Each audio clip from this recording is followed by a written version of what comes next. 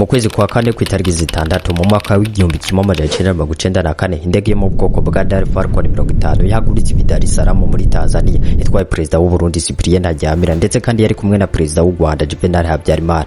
Perezida Ntaryamira yari yasabye perezida w'u Rwanda Habyarimana ko yo muhari ifite mu ndege yiwe ya Falcon 50 kubera ko yiwe yari yagize ikibazo. Icyo gihe bari bavuye mu biganiro by'amahoro byo guhagarika umwuka mubi w'intambara yari mu Rwanda ndetse no mu Burundi. Iryo joro ikirere cari gitekanye gisa neza. Ku kibuga c'indege ca Kanombe umushoferi wa Habyarimana yitwa Serafe Gwabukumba yari mu modoka. Igikorwa ciwe cari coroshe kwari gutora perezida Habyarimana akamujana ku Kirimba hama Cyprien Ntaryamira nawe akibandaniriza urugendo aje Bujumbura.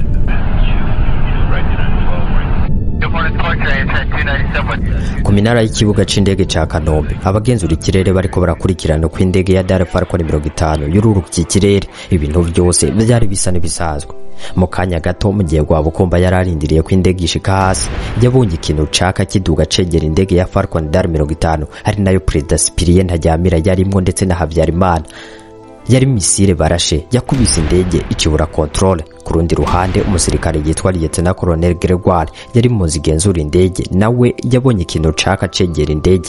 Mu gihe yaraciyumvira icarico yabibyiwe na misile ya kabiri bari barashe ya ndege nayo nyene iva ku ruhande rumwe rw'imwe ya mbere.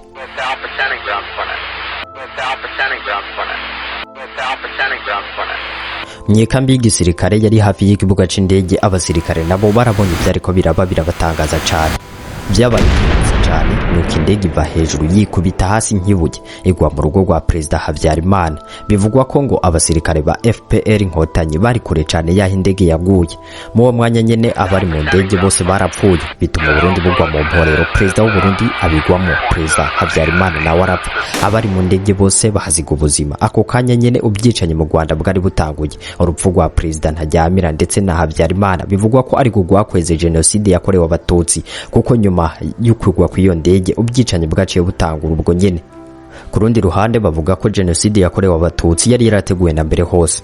Ariko nanone kandi harabarega perezida Paul Kagame ko bafise uruhara mwiraswa ry'indege yarimwo perezida w'u Burundi Cyprien Ntaryamira ndetse na perezida w'u Rwanda Juvenal Habyarimana.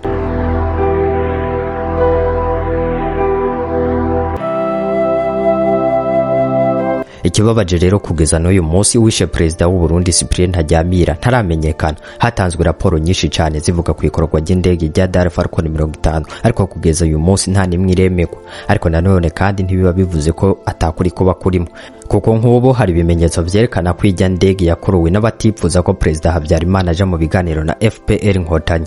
Hari kandi nabemeza ko Paul Kagame ariwe yatanze amategeko yo kurasa ijya ndege kubera ko nk'ubu hari raporo yamenyekanye cyane yakozwe n'uwitwa Jean-Louis Bruguière w'umufaransa yakozwe mu mwaka wa 2006 yerekana ingene FPR inkotanyi yari yateguye igitero cyo kurasa indege yarimo perezida Habyarimana ndetse na Cyprien Ntaryamira. Hari kandi na acte d'accusation y'igihugu ca Espagne yo mu mwaka wa 2008 yakozwe n'umucamanza Fernando Andrew yareze abasirikare bakuru ba FPR inkotanyi 40 mu gikorwa cyo kurasa ijya ndege. Hari kandi n'igitabo canditswe n'umunyamakuru w'umushakashatsi yitwa Charles Onana. Nawe kandi muri ico gitabo ciwe arega FPR kugira uruhara mwiraswa ry'indege yarimwo perezida w'u Burundi Cyprien Ntaryamira ndetse na Habyarimana. Ariko kandi ku rundi ruhande hari raporo nyinshi cyane zirega bari mu gisirikare ca leta ko bari bo bakoroye ijya ndege ndetse kandi hakaba n'ibimenyetso vyatanzwe by'uko FPR yari kure cyane yaho indege yagwiriye n'ibindi byinshi cyane. Hari kandi raporo yakozwe mu mwaka wa 2010 yitwa Mutsinzi y'igihugu c'u Rwanda yari yayobowe n'uwitwa Jean Mutsinzi ivuga ko indege yarashwe na misile zavuye Kanombe. Ico gihe kandi birumvikana ico kibanza cari kigenzurwa na XFR ndetse kandi n'izindi raporo nyinshi cyane zerekana ko iyo ndege yarashwe n'abari muri guverinoma ya Habyarimana. Ivyo byose nivyo tugiye kugaruka ko mu kino kiganiro. Turaza kurabira hamwe amabanga akomeye cyane anyegejwe mwiraswa ry'indege yarimwo abantu 12 ndetse harimo na perezida w'u Burundi Cyprien Ntaryamira. Prosper ntumo mu bitabo inshuti y'inyandiko ariko nitwa cyo ndagusaba gufata isegonda rimwe ukagira subscribe kuri channel yamenya byinshi utazi waheza nkakubwira iby'amatwi yawe atigeze yumva handi nyuma tugisanga tuzi byo benshi batazi uwe gusa negabira ingiri cyo nkwibwirira myikorwa ry'indege yarimwo perezida w'u Burundi n'uw'u Rwanda bigatuma babipfiramo.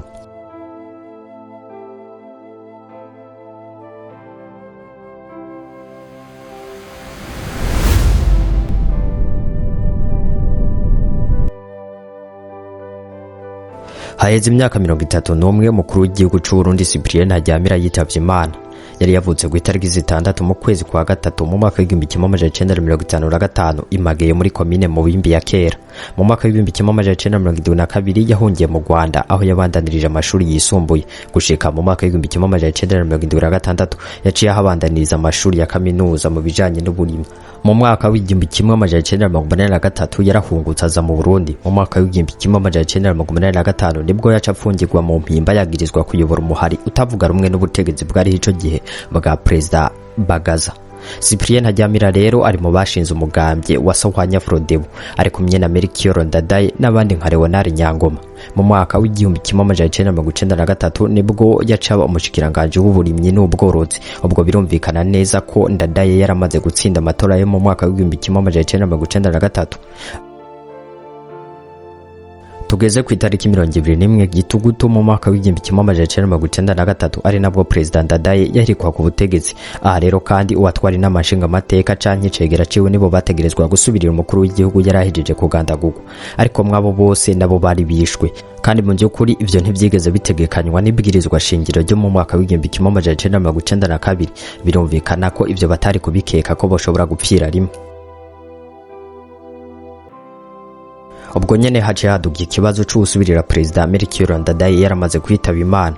Abategetsi babiri nibo bavugwa cane, Sylvestre Ntibantunganya ico gihe yaramushikiranganje w'imigenderanire n'ayandi makungu, hamwe na Leonard Nyangoma yaramushikiranganje w'abakozi.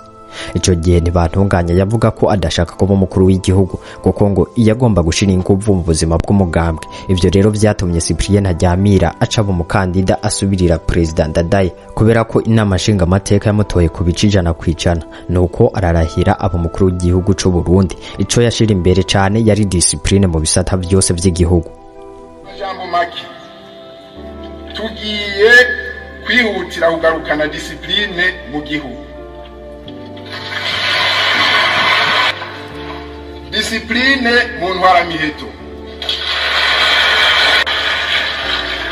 discipline mu mashure,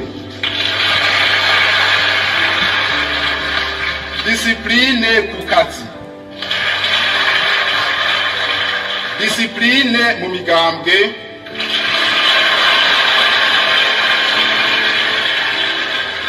discipline mu ntwaro, discipline mu Burundi bwose. Perezida Cyprien Ntaryamira amaze gushika ku butegetsi, ikibazo c'umutekano cagumye kigoye cyane kugeza naho umushikiranganje ajejwe umutekano w'intwaro yo hagati mu gihugu Leonard Nyangoma ahungiye igihugu akaja gushinga umuhari w'ikiroberi. Cyane cyane abanyagihugu baraye badushikirije iki gihugu babandanije kudufata mu mugongo bakadushigikira. Turibaza yuko tuzoshobora kubirangura. Mu Rwanda naho bari bafise ikibazo c'amasezerano ya Arusha yabaye hagati ya Perezida Habyarimana n'umuhari wa FPR Inkotanyi, ariko birananirana kuyashira mu ngiro. Hari mu bijanye no gushiraho inzego basangiye. Ivyo vyatumye mu karere biyumvira inama y'abakuru b'ibihugu kugira ngo bige ku bibazo biri mu Burundi ndetse no mu Rwanda. Bivugwa ko umuntu mbere yo gutegura iyo nama ku igenekerezo rya 5 Ntwarante mu mwaka w'1994 Perezida Ntaryamira na Perezida Habyarimana bari bagiye muri Zaire guhura na Perezida mugenzi wabo Mobutu bagiye kuganira ku bizobera muri iyo nama. Bwari buciba kuwa 6 mu kwezi kwa 4 mu mwaka w'1994. Bukeye rero nibwo Ntaryamira yaca agenda i Dar es Salaam muri Tanzania. Muri raporo yitwa Mutsinzi yo mu mwaka wa 2010 yakozwe na komisiyo y'u Rwanda ivuga ko uwo munsi Habyarimana yatangaye ageze ku kibuga c'indege Kanombe abona umukuru w'igisirikare ciwe General Major Deogratias Nsabimana batazira Castale. Amubazi yagiye nawe ubwo nyene acamyere ku rupapuro rwo mu biro by'umukuru w'igihugu rumurungika muri iyo nama Perezida Habyarimana yaragiyemo. Nuko barajana. Bivugwa ko bwari bubaye bwa mbere Perezida Habyarimana afatana urugendo n'umukuru w'igisirikare, kandi ivyo no mu bindi bihugu ntibikunze kuba. Perezida Habyarimana yageze i Dar es Salaam isaha 3 z'igitondo mu gihe inama yari gutangura isaha 4. Ngo Habyarimana yaratangajwe cyane no kubona ukuntu inama yari kirateba cyane, byatumye ava mu hoteli yashikiyemo aja mu kibanza cyari kuberamye inama atari kumwe na protokole ya Tanzania. Ashitse asanga ibintu ntibiteguye, bivugwa ko inama yagiye gutangura hafi isaha 6. Icakurikiye nuko ngo mu gihe inama itanguye ivyuma bijejwe guhindura indimi vyaciye bipfa, bica bimara iminota hafi 45 babikora. Inama yategerezwa guhera isaha 7 kugira ngo abaperezida bace bataha, ahubwo iyo nama yaciye itangura izo saha nyene. Umwanya munini w'inama ngo bawumaze ku kibazo c'u Burundi, ngo kuri Perezida Habyarimana we bamubajije gusa igihe azoshiraho inzego zitegekanijwe mu masezerano ya Arusha.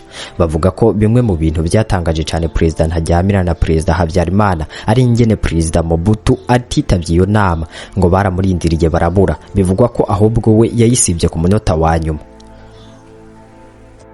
Nuko rero ngo inama yarangiye isaha 9. Perezida Hassan Mwinyi wa Tanzania yasabye ko yoja gufungurira abakuru b'ibihugu bari bitavye iyo nama, ariko kandi ngo ico nticari kuri programme, ari naco catumye ibintu biteba cyane.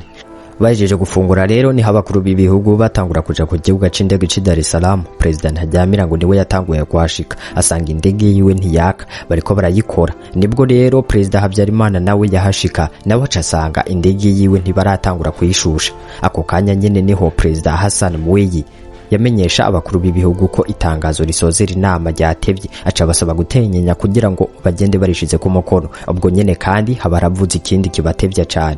Imbere gato y'isaha 17 niho Perezida Habyarimana yaja kurira indege, aca asaba Perezida Ntaryamira ko bogenda bajanye.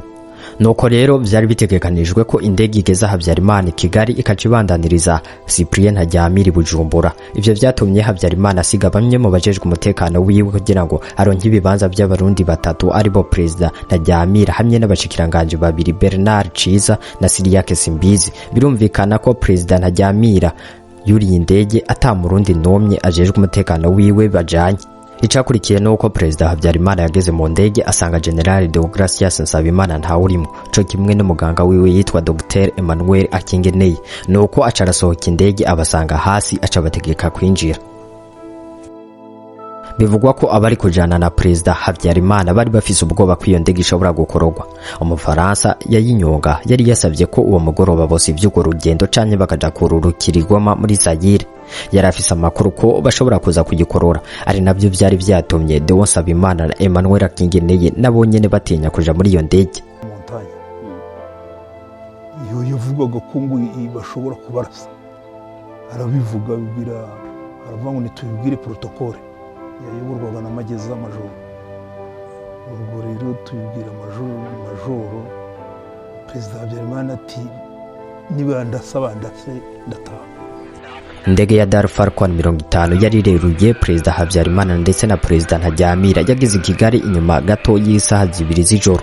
Mu gihe indege yari ko yegereza ikibuga c'indege ca Kanombe niho yaraswe ibisasu 2 byo mu bwoko bwa misile, kimwe kirayigema nuko indege itangura gusha ikiri mu kirere. Ikiremba cha Perezida Habyarimana cari hafi y'ikibuga c'indege ca Kanombe. Ibisigarira by'indege n'ivy'abari mu ndege vyaguye mu rugo rwa Habyarimana ni ku metero 500 uvuye ku kibuga c'indege. Abaguye muri iyo ndege ya Falcon Dar 50 harimo Perezida w'u Burundi Cyprien Ntaryamira, Bernard Ciza yari umushikiranganje ajejwe intwaro yo hagati mu gihugu, na Siriake Simbizi yarajejwe kumenyesha amakuru. Abashikiranganje bose bari muri iyo ndege barapfuye. Cyprien Ntaryamira arapfa ndetse na Perezida Habyarimana arapfa.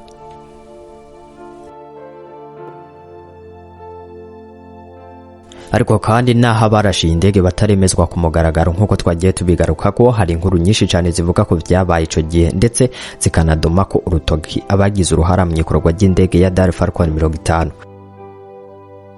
Hari umusirikare ubyiwe yiyemerera ko ari mu barashi ijya ndege, mbere anavuga ko ari we yarashe imwe muri misile zagemye ijya ndege. No musirikare yahoze ari muri FPR yitwa Abdul Ruzibiza yavyanditse mu gitabo ciwe yise Rwanda l'histoire secrète. Yavuze ko ngo naho Paul Kagame yasinyanye amasezerano y'Arusha ku mugaragaro, ariko ngo burya ntiyigeze abyipfuza kubera ko ngo yabona ivyo bitazotuma afata ubutegetsi nkuko yavyipfuza. Ngo Perezida Paul Kagame yabona ko ayo masezerano azotuma asangira ubutegetsi n'abandi. Ruzibiza abandanya avuga ko mu buyobozi bwa FPR hatanguye ibiganiro vy'ibanga vyavuga ko Habyarimana niyabakiriho FPR itazoshobora gufata u Rwanda. Muri kino gitabo ca Ruzibiza abandanya avuga ko mu mpera z'igihumbi kimwe amajana icenda na mirongo icenda na gatatu hamwe n'intago z'igihumbi kimwe amajana icenda na mirongo icenda na kane Paul Kagame yafashe ingingo ya nyuma yo gukuraho Perezida Habyarimana bamyishe. Nk'uko Ruzibiza abivuga ngo umugambi wa FPR kwari kunigira mu meshi amasezerano y'Arusha no gutuma intambara yongera gutangura bigatuma FPR ifata Kigali ku nguvu. Ruzibiza avuga ko hashizweho umugwi muto cane ukomeye kandi wibanga w'abantu batandatu nawe ubwiwe yarimwo, ngo bari barigishijwe neza cane, ngo bari bazi gukoresha za misile zirasa indege, ngo bari barahawe misile zo mu bwoko bwa Sam. Abandanya avuga ko icakurikiye ari ubushakashatsi bw'aho indege ya Perezida yakunda guca, umwanya yagurukira n'uburyo bari gushobora kuyirasamo, ngo baciye bahitamwo ahitwa Masaka hafi ya Kigali. Avuga ko ari kubera hari birindiro vya FPR kandi ngo hakaba ari hantu hari hakengewe, ngo niho hantu ngo misile zari gushikira ku ndege iri kiremanuka i Kanombe. Ku itariki 6 ndamukiza mu mwaka w'igihumbi kimwe amajana icenda na mirongo icenda na kane ngo mu masaha y'umugoroba Ruzibiza avuga ko bahawe itegeko rya nyuma bamenyeshwa ko Perezida Habyarimana ari mu nzira avuye Dar es Salaam. Avuga ko indege iri kirururuka bayirashe misile imera nk'iyihushije, baca bayirasiya kabiri indege icirakoroka iraturika igwa i Kanombe. Ruzibiza abandanya avuga ko indege imaze gukuruka bahawe itegeko ryo kuhava n'ingoga bagasubira ku birindiro vya FPR. Abandanya agira ati bari babizi neza ko igihugu kigiye kwinjira mu bibazo bikomeye, ariko ngo cari igiciro cyo gutsinda intambara. Ariko rero icatangaje abantu benshi nuko Abdul Ruzibiza yihindukije mu ijambo. Mwibuke ubwa mbere yari yavuze ko ari umwe mu barashe indege ya Habyarimana, ariko mu nyuma ya 2008 ndetse na 2009 yavuze ko ico gihe atari Kigali mu gihe indege yaraswe, ngo yari mu kindi gikorwa ca gisirikare. Ku kijanye n'amazina y'abantu yari yavuze ubwa mbere yarahinduye, abandi arabongeramo, kandi mu ntango mwibuke yari yavuze ko indege yarashwe na misile za Sam 16 zari zivuye ahantu FPR yari yateguye. Mu nyuma yaciye avuga ko ataruhara na rumwe yari afise mwiraswa ry'iyo ndege. Ivyo vyatumye kumwumviriza ndetse no kumyizera bigabanuka cyane, ndetse na za raporo zose burya zari zishingiye kuri iki cabona ntizabaye zicemewe. Icakurikiye ni mu mwaka w'2010 yari mu buhungiro mu gihugu ca Norvege, bamusanze yiyahuye. Ibintu byateye amakenga abantu benshi cyane, kandi nta rubanza canke iperereza ku rupfu rwiwe ryigeze rija ku mugaragaro, nta raporo canke autopsy isuzuma ry'umubiri ryigeze rikorwa. Umucamanza w'Ubufaransa arongoye igisata kigwanya iterabwoba aripfuza ko wewe n'abandi bafasha mushigwa imbere y'ubutungane mukaburanishwa ku byaha bivugwa ko ari wewe wategetse ko indege yarimwo Perezida w'u Rwanda yari ku butegetsi. Uremeye ko ubutungane bukurikiza inzira yabwo? I think there can't be justice. Niyumvira ko atabutungane bushobora kubaho muri ico kibazo ku mpamvu zitandukanye. Icyambere nta shingiro na rito ririho rishobora gushigwaho ngo abantu bo mu Rwanda, barongozi b'u Rwanda, abantu bagwanije intwaro yari ikora genocide bashigwa imbere y'ubutungane canke ngo bacirwe imanza n'umuntu wari wese wo mu Bufaransa. Mu gihe kandi Ubufaransa bufise uruhare rukomeye cyane muri genocide yakorewe abanyarwanda, kandi turazi neza uwo mucamanza ko atari kakora ashingiye ku mategeko yuzuye, ni umucamanza w'ivya politike kurutira ikindi kintu cyose. Eka ko ivyo rw'Ubufaransa tuzobigaruka ko mu nyuma, ariko nshaka kukwibutsa ko mu kiganiro wakoze na BBC muri Ruhuhuma 2004 wavuze uti nimba hari ushaka kurondera canke kumburanisha nta kibazo ndabifisemo. None niki coba carahindutse? Yes, if anybody Ego nimba ari umuntu akora ashingiye ku mategeko yuzuye, ivyo nivyo navuga. Ntagire umuntu wari we wese azana ibirego ataco bishingiye ko antunga urutoki. Jewe nari mfise uburenganzira n'ishingiro ryo kwinjira mu ntambara kugira mbohore igihugu canje ku ntwaro yari kirongoye. Nari mpunzi hanze y'igihugu canje cy'u Rwanda imyaka 30. Nta burenganzira wari ufise bwo kurasa indege? Ega nari mfise uburenganzira ariko wari ufise uburenganzira bwo kumwica. oya ariko birumvikana ko nari ku rundi ruhande rwagwana byari bishoboka ko yopfira muri ico gihe.